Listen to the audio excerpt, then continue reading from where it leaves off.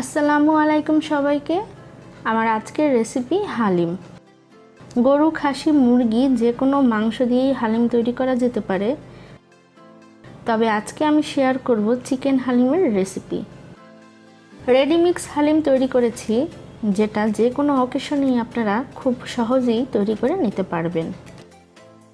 এর জন্য আমি এখানে একটা হালিম মিক্সের প্যাকেট নিয়েছি। আপনারা যে কোনো ব্র্যান্ডেরই হালিম মিক্স ব্যবহার করতে পারেন। আমি আমাদের দেশীয় একটা ব্র্যান্ড নিয়েছি। এই প্যাকেটটাকে আমি প্রথমে খুলে নিচ্ছি। এর মধ্যে দুটো প্যাকেট থাকে, একটার মধ্যে চাল ডালের মিশ্রণ থাকে এবং আরেকটার মধ্যে থাকে সব ধরনের মশলার মিশ্রণ। চাল ডালের প্যাকেটটাকে আমি কেটে খুলে নিচ্ছি। এটার মধ্যে চাল এবং সব ধরনের ডালের মিশ্রণ থাকে।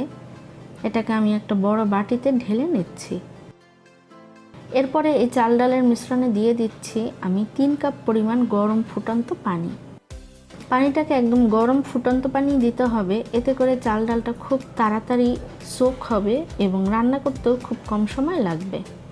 পানিটা দিয়ে আমি একটা চামচ দিয়ে খুব ভালোভাবে নেড়ে মিশিয়ে নিব, কারণ চাল ডালের মধ্যে লাম্প থাকতে পারে, এগুলো আস্তে আস্তে করে ভেঙে দিতে হবে। ভালো করে মেশানো হয়ে গেলে এটাকে একটা সাইডে রেখে দিচ্ছি এবং চলে যাচ্ছি মাংস রান্না করে নিতে। একটা পাতিলে দিয়ে দিচ্ছি প্রায় 1/4 কাপের মতো তেল। তেলটা ভালোভাবে গরম হলে এখানে দিয়ে দিচ্ছি প্রায় আধা কাপ পরিমাণ পেঁয়াজ কুচি। পেঁয়াজটাকে তেলের সাথে আমি নেড়ে চেড়ে ভেজে নিব। পেঁয়াজটাকে প্রায় হালকা সোনালি রং করে আমাকে ভেজে নিতে হবে। পেঁয়াজটার কালার প্রায় সোনালি রং হয়ে এসেছে। এবারে এখানে আমি মশলা অ্যাড করার জন্য দিয়ে দিচ্ছি সামান্য পরিমাণ পানি। দিয়ে দিলাম 1 টেবিল চামচ পরিমাণ আদা বাটা, 1 টেবিল চামচ পরিমাণ রসুন বাটা, 1 চা চামচ পরিমাণ মরিচের গুঁড়ো এবং 1 চা চামচ পরিমাণ জিরার গুঁড়ি। মশলাগুলোকে তেল এবং পেঁয়াজের সাথে নেড়ে মিশিয়ে নিব। আর মশলাগুলোকে একটু সময় নিয়ে কষিয়ে নিচ্ছি, যাতে এর থেকে কাঁচা গন্ধটা দূর হয়ে যায়। মশলা থেকে তেল আলাদা হয়ে আসলে বুঝতে হবে মশলা কষানো হয়ে গিয়েছে। মশলা কষানো হলে এখানে দিয়ে দিচ্ছি প্রায় 250 গ্রাম পরিমাণ চিকেন। চিকেনের টুকরোগুলোকে আমি মোটামুটি ছোট সাইজ করে কেটে নিয়েছি। আর আমি এখানে হাড় সহ চিকেনের পিসগুলো ইউজ করেছি, অর্থাৎ লেগ এবং থাইয়ের পিসগুলো। মশলার সাথে নেড়ে চেড়ে মুরগিটাকে মিশিয়ে নিচ্ছি। আর এই 1 প্যাকেট হালিমে কিন্তু আপনারা 6 থেকে 8 জনকে সার্ভ করতে পারবেন। মাংসগুলোও সেই হিসেবেই দিতে পারেন।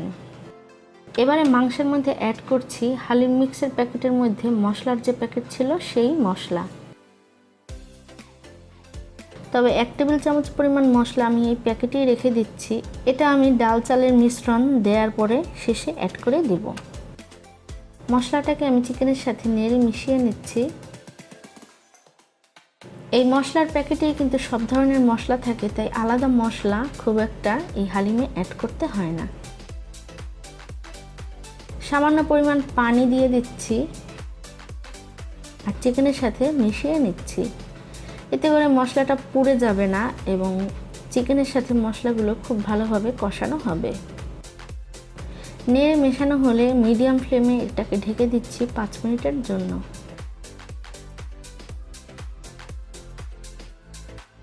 ঢাকনা উঠিয়ে নিলাম 5 মিনিট পরে। মুরগিটাকে একবার নেড়ে মিশিয়ে নিচ্ছি। যেহেতু ব্রয়লার মুরগি ইউজ করেছি, তাই এটা সিদ্ধ হতে কিন্তু খুব বেশি সময় লাগবে না। মুরগিতে কিন্তু এর আগে আমি লবণ দেইনি, তাই আমি আমার স্বাদ মতো এবং প্রয়োজন মতো প্রায় 1.5 চা চামচের মতো লবণ দিয়ে দিলাম। লবণটাকে মুরগির সাথে নেড়ে মিশিয়ে নিচ্ছি।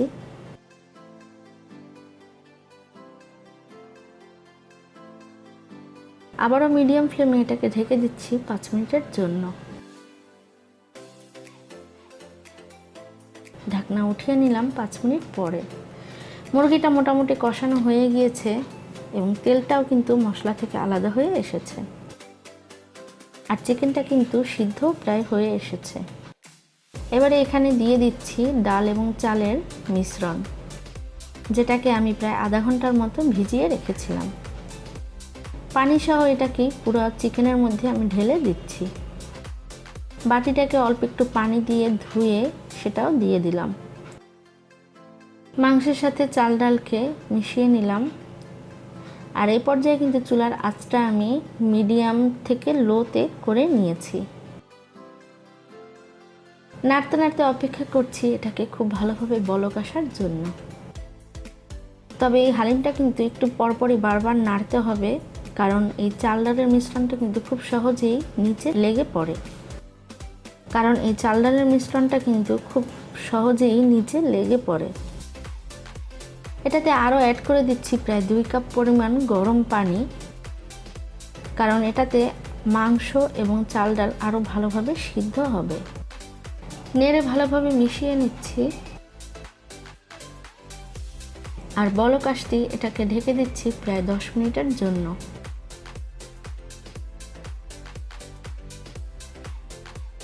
10 মিনিট পরে ঢাকনা উঠিয়ে নিলাম। হালিম সহ মাংসকে নেড়ে মিশিয়ে নিব। আর এই 10 মিনিটের মধ্যে কিন্তু আমি ঢাকনা উঠিয়ে আরও 2-1 বার এটাকে নেড়ে নিয়েছি। আর এখানে কিন্তু আমি লবণটা ঠিক আছে কিনা চেক করে নিয়েছি এবং ডালটা সিদ্ধ হচ্ছে কিনা সেটাও কিন্তু চেক করে দেখছি। ঢাকনা দিয়ে দিলাম আরও 5 মিনিটের জন্য। 5 মিনিট পরে ঢাকনাটা উঠিয়ে নিলাম। হালিমটাকে নেড়ে মিশিয়ে নিচ্ছি। হালিম রান্নার সময় পানিটা একটু বেশি হলেও আপনাদের ভয়ের কোনো কারণ নেই, কারণ এটা যেহেতু চাল এবং ডালের মিশ্রণ, খুব সহজেই এটা পানি টেনে ঘন হয়ে আসে। আর চিকেন কিন্তু অলরেডি খুব ভালোভাবে সিদ্ধ হয়ে গিয়েছে। আমার হালিমটা প্রায় হয়ে এসেছে এবং এর টেক্সচারটাও পারফেক্ট আছে। এবারে শেষ পর্যায়ে এখানে দিয়ে দিচ্ছি হালিমের মশলার সেই 1 টেবিল চামচ পরিমাণ রয়ে যাওয়া মশলা। মশলাটাকে দিয়ে কিন্তু খুব ভালোভাবে এটার সাথে মিশিয়ে নিতে হবে, কারণ যেহেতু একদম গরম ফুটন্ত হালিমে আমি মশলাটা দিয়েছি, মশলাগুলো সামান্য দলা দলা থেকে যেতে পারে। তাই চামিচ দিয়ে চারপাশ থেকে খুব ভালোভাবে এটা নেড়ে মিশিয়ে নিতে হবে। একদম শেষ পর্যায়ে এই মশলাটা দেওয়ার ফলে হালিমের মধ্যে মশলার খুব সুন্দর একটা ঘ্রাণ আসতে থাকবে। এবারে একদম লাস্ট পর্যায়ে দিয়ে দিচ্ছি প্রায় 1 চা চামচ পরিমাণ টেস্টিং সল্ট। এটা আপনারা চাইলে বাদও দিতে পারেন, কিন্তু আমি হালিম রান্নার সময় এই 1 চা চামচ পরিমাণ টেস্টিং সল্ট দিয়ে থাকি, এতে করে এর টেস্টটা চমৎকার আসে।